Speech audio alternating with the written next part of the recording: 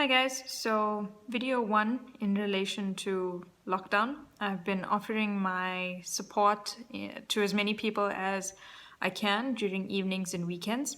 I've already connected with some fantastic people in the last 24 hours talking about ways that we can put our skills and our capacity together to assist other people in South Africa, maybe who have no idea how to get their businesses online, where to start, or what the appropriate way would be to do it. I am very fortunate that I work full-time as a digital campaign manager at an agency based in Durban called Katana, and my team is able to work remotely. And so I'm very lucky that I can continue working. But I know that not everybody is able to do that. I understand that there are a lot of industries and a lot of small businesses impacted by this, particularly our informal traders, our domestic maintenance staff, and undocumented workers. This video today is just a light-hearted introduction so that you guys know who I am. I am also the Creative Angels Fashion Benefit founding director, and for the last 8 years we have been specializing in social and youth development initiatives. We use fashion model training, fashion shows, and fashion entrepreneurial development to help youth in South Africa access opportunities in creative careers like fashion modeling, makeup artistry, fashion show production, and so on. And so tonight is literally just this introduction. This is what I do. Please share the video. I'm open to helping more people access the platforms that are available and navigate their way, just getting started, just getting a presence out there. This is a very difficult time for a lot of people in our country, for millions. And what I don't want to happen is 6 months down the line for the dwindling pool of taxpayers to have to then be taxed even more to keep the scales balanced in our society. We have very able, hungry, and capable people of working. And all that we need to do is everyone in digital businesses, if we can come together and just support everyone who has yet to learn about our way of working. Let's get them online. Let's show them that they don't need to end up dependent on welfare in 6 months. And I'm sure that the presidency and our government, our leaders, will appreciate any support that we can give to our people in our community. So I've already connected with people in the last 24 hours. I've received a bunch of questions and comments, particularly centered around domestic maintenance staff, informal traders, informal and undocumented workers, and how everything is going to work during lockdown. And I don't have all the answers. I have been watching the president's addresses quite closely.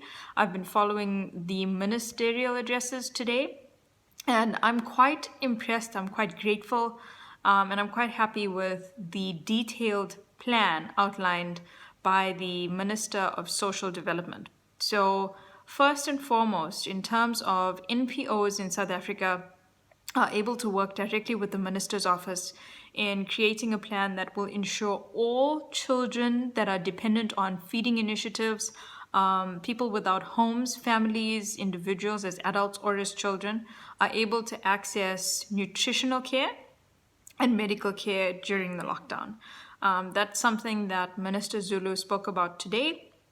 And we also have initiatives through the drug rehabilitation centers. So in terms of people being left alone on the street to fend for themselves, and now with less movement of people, even beggars on the road will not have as many cars that will pass them by, less people to ask for help.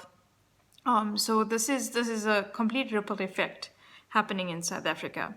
One of the ways in which we can help is if you do have a domestic worker, and especially if you are in a digital business, or you are fortunate enough that you have some reprieve, whether it's an insurance claim, whether it's a savings pocket that you've managed for years and years that you can dip into for the next 3 to 6 months. be it to save your business or personally to float your family and be able to keep food on the table, then I would please advise that you pay your domestic worker. I'm making the effort to do the same, and pay what you can. You would have budgeted a certain amount to pay your domestic staff for the whole month. If you can, then continue with the same budget. If you can't, then have a look at trying not to dip below 50% of what you would pay your domestic worker, especially because at this point in time, your domestic worker is not going to pay for transport to come to you, but many of us don't actually know the house or the road or the community in which our domestic workers live. We don't know how far away the shops are from them. We don't know if they've still got to take taxis and buses to get to the shops just to get food on their tables. So do consider at least subsidizing something for your domestic staff. That's your domestic workers, be they working on your building with painting, roof work, gardening, and landscaping, or inside cleaning your home. Domestic workers come in many different departments, actually. They cover, and they are the people who allow us to get through life in a way that we don't notice problems. And over the next 21 days, there are going to be a lot of things in and around our homes that frustrate us, and that's going to be because our domestic staff are not there to look after us in ways that some of us can take for granted. And so that would be the first thing on domestic workers. In terms of informal traders, again, I don't have all of the solutions off the top of my head, but what I do know is that there are lots of informal traders based at taxi ranks, based along the streets, in city centers, outside public service institutions, so what would have been government departments, say for example a vehicle licensing department, there would have been a tuck shop owner, informal vendor outside the gates.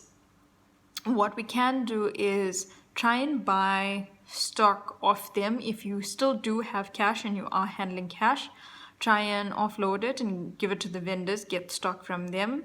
There are usually guys selling avocados outside places like Pick n Pay Hyper. So try and support them during this really difficult time. A lot of them are going to have their stalls and their business interrupted. And in terms of undocumented workers, right now the anxiety levels might be completely through the roof, and it really is understandable. With Department of Home Affairs, I think also closing its doors. We know what the queues are like. We know what the overcrowding is like at any of the Department of Home Affairs offices. With undocumented workers, if anyone has information related to asylum seeking permits, online applications, amnesty applications, anything in this regard, please will you share the information. You can find me on YouTube.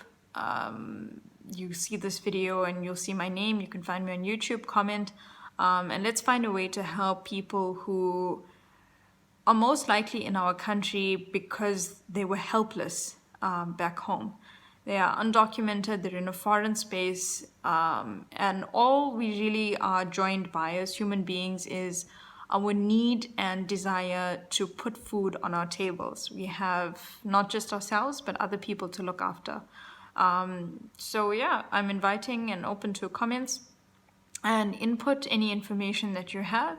And tomorrow we will very likely talk again and share more information, most likely relevant to small business owners, one-man band entrepreneurs in the vocational field. It's very likely that we will start to talk about event businesses, fashion businesses, and manufacturing, and also model agencies, how we're impacted by the lockdown and how we're going to get through this.